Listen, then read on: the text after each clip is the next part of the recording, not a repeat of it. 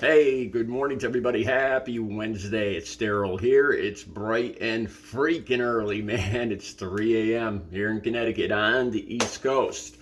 Okay, it's a new day and it's a new conspiracy theory. Yeah, it's like what it's literally one a day now coming from the right-wing Trump supporters. And I'm going to talk about that. It has to do with what Kamala Harris was wearing, specifically her earrings.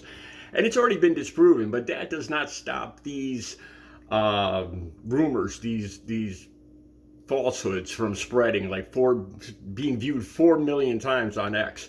I'll get to that in a second, but I want to share something with you guys really first. I noticed something yesterday as I was watching the specials on 9/11. I actually didn't talk about 9/11 yesterday, and for people in this area, it really did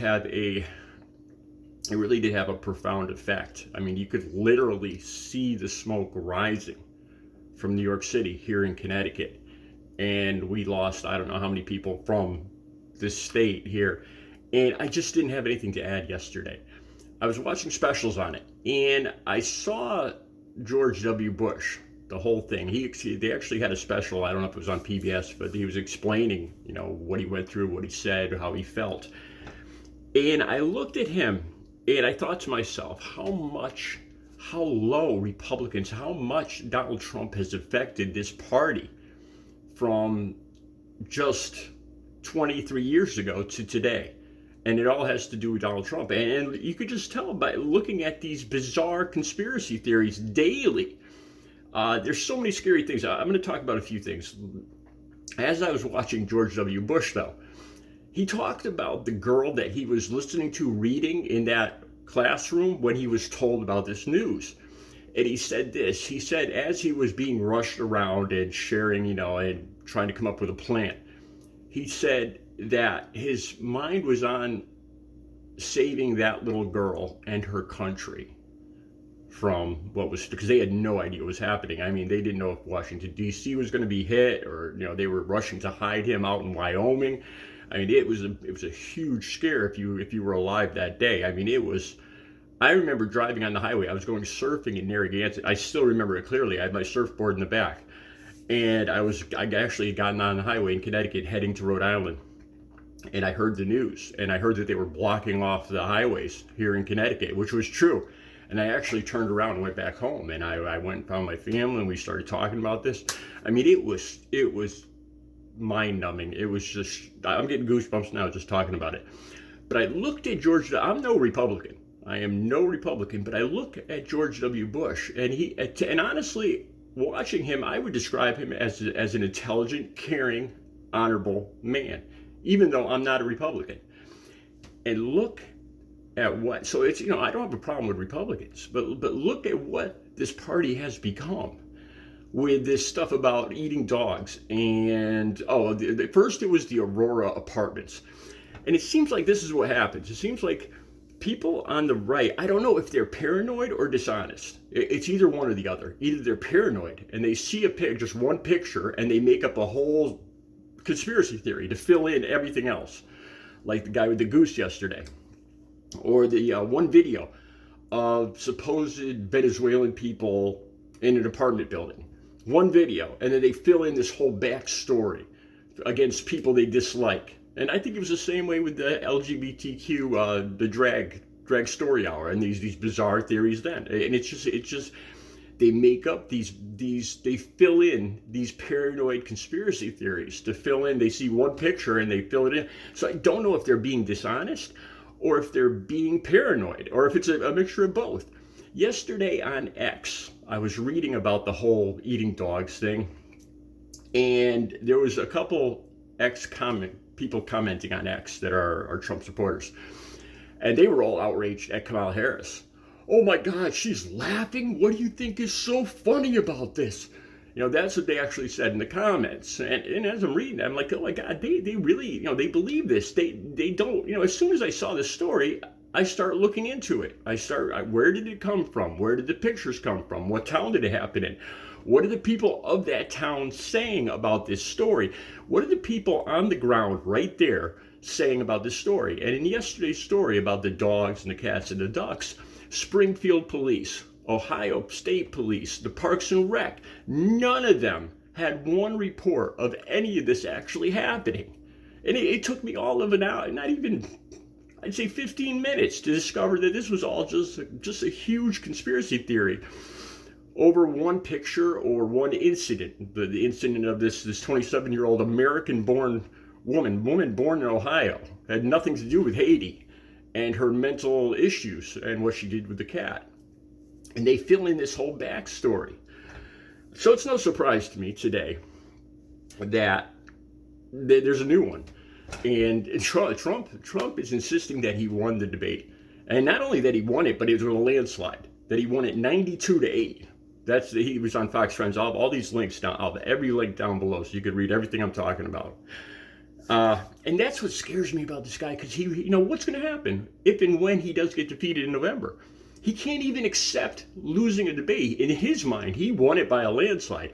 Not only that, but he's talking about ABC and how their license should be revoked. He's all upset about the bloodbath comment, because he said if he loses, it's going to be a bloodbath. But now he's saying, oh, that was about the economy. I was talking about a bloodbath economy.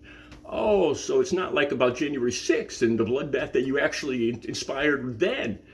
And then we're afraid that you're going to inspire this November. So he says, oh, this was all. And so ABC should have, because they didn't correct Kamala Harris on this one thing. So they should have their license revoked. Unbelievable. That's what scares me about this guy. And then he talked about Brittany Mahomes and Taylor Swift. And now he doesn't like Taylor Swift, but he loves Brittany Mahomes. It's a give and take. It's always a give and take relationship with him. There's people that don't like me, but I don't harbor any ill will against them here on my channel. If anything, I kind of feel sorry for them. I really do. I don't want to sound arrogant or anything, but I don't, to have that much hatred towards somebody just because of their opinion, just don't watch me. There's people that watch me day after day that just hate me. And I'm like, why are you doing this to yourselves? I don't hate them. It's your choice. This is America. If you don't like me, you know what? If everybody liked me, I'd be more worried. Honestly, I really would be more worried, because I'd start to question myself. Why does everybody like me? Okay, enough about that. Let's get back to the earrings now. Earrings, Nova H1 earrings. These were developed, the story's down below. These were developed it's a Forbes story. These were developed about 3 years ago. They did very poorly when they first came out. They're transmitters. They transmit, I don't know if it's radio waves or like a walkie-talkie type thing. They're little hidden earrings. And again, I'm looking into this story, and the actual Miles Iverson from Icebox Sound Solutions, the company that makes these earrings, says he has no idea if these, just me looking at these earrings, I could tell. The earrings that she's wearing are Tiffany & Company South Sea Pearl earrings. The link will be down below, what Kamala is wearing. It's right down below. And when I looked at this, just instead of believing everything I read, and I looked at it, did a close-up. I'll use the close-up on my thumbnail of these earrings, and you can tell. They look similar, but you could tell. And look, if she would, they have what they call double rods. Like the gold, there's a pearl, and then there's a gold piece underneath it. And in the transmitter, there's 2 pieces of gold on the side. And on the South Sea Pearl earrings that Kamala's wearing, it's 1 piece of solid gold that tapers down. So they're different. And I thought about this too. Let's use common sense here. If she was going to use one of these transmitters, they have ones that are hidden in the ear that can't even be seen.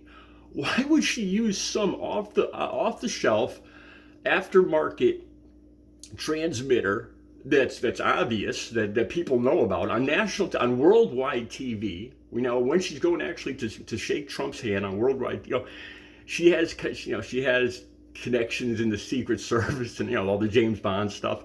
Just none of it makes freaking sense.